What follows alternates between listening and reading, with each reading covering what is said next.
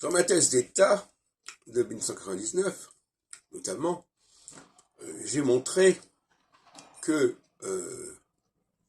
la source d'un document pouvait plutôt être en aval qu'en amont, ce qui paraît un peu contre-intuitif.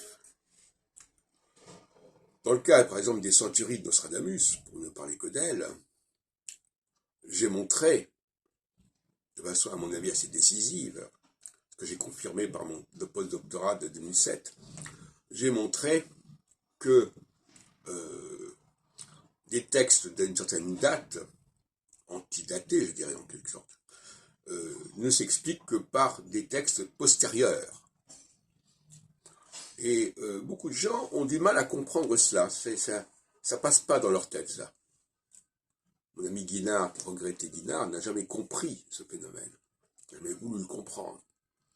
Il n'a jamais voulu comprendre que les textes qui sont parus sous la Ligue 30 ans après la mort de Nostradamus étaient la source même dont s'étaient inspirés ceux qui ont fabriqué les centuries datées de 1555-1568.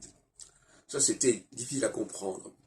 De la même façon, quand je parle de mes travaux sur la critique biblique, et que je dis que tel texte, en réalité, est postérieur à tel autre texte, que par exemple, l'histoire de Moïse ne s'explique que par l'histoire de Cyrus, là on nous répond, mais c'est possible, puisque dans la Bible, le récit de l'Exode est antérieur au texte concernant Cyrus.